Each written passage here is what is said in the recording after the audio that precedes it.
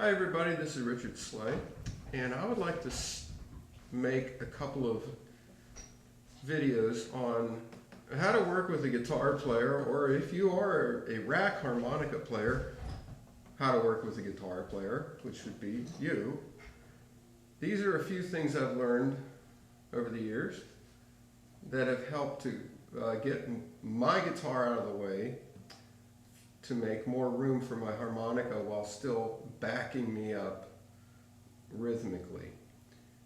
Now, one of the things that some guitar players do that really gets in the way of vocalists and harmonica players is playing the strings so that all 6 strings are ringing. Now, if you think of where the harmonica sits compared to the range of the guitar, there's on an A harmonica, there's your E note, draw 2. That's an octave higher than the low E string. Okay, it's the same note as this E in the middle.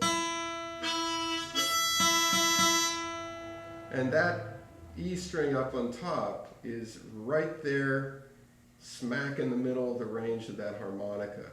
So if you've got somebody that's playing like,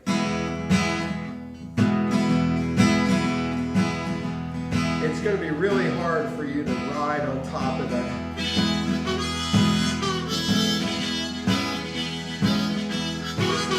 Okay, now, there are 2 ways you can cut these upper strings out and also to bring down overall the volume of the strings while still getting a nice percussive chop to your playing. And one is to use the heel of your hand on the bridge of the strings at the bottom of the guitar, so that it mutes the strings down there. And the other is to use your left hand to mute out the higher strings. And you can also, as you're playing the chords, push down and then release to allow a muting action in a pulsing fashion as you play the chords. And this is part of what is known as the comping style, where they use chord fragments on the lower strings of the guitar primarily.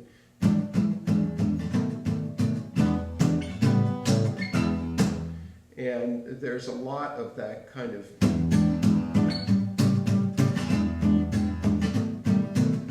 Now, to give you an example, if I play on the lower end of this guitar a kind of shuffle feel, and it's like this. And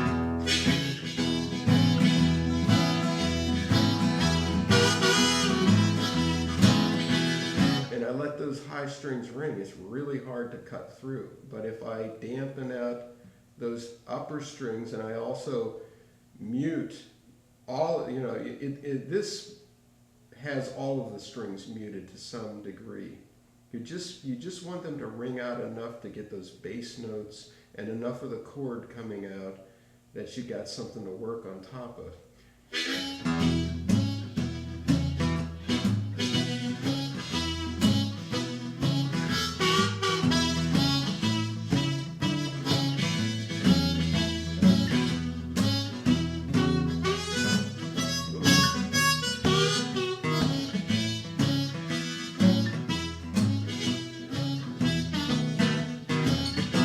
So that right there makes a huge, huge difference.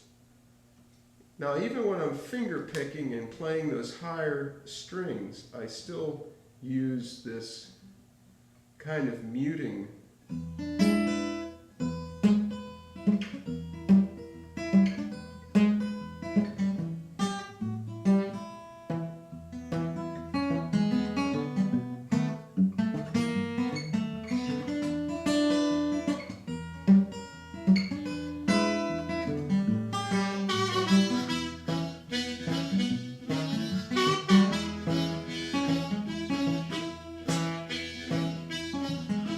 So if you're using, even with the high strings, if you use them selectively, you don't create this jangling wall of sound which is so hard to cut through if you're a vocalist or a harmonica player.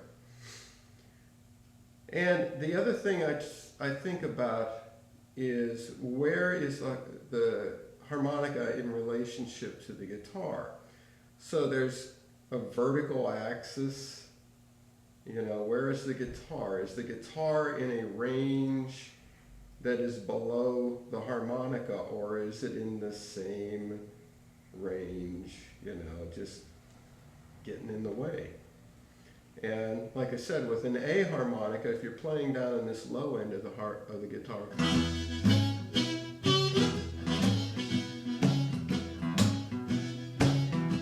that works.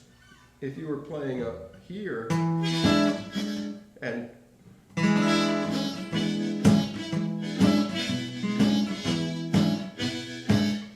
now you can do this, but then you have to be a lot more sensitive to volume, and you want to emphasize the lower strings. Now you've also got the horizontal axis, which is where are you coming in with the beat.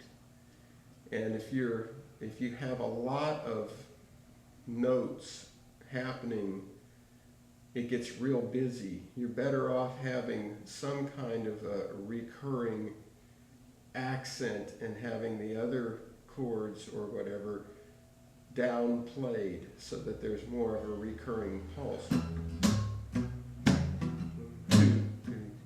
You know, and if it's rock and roll or blues, generally the 2 and the 4 will get more emphasis.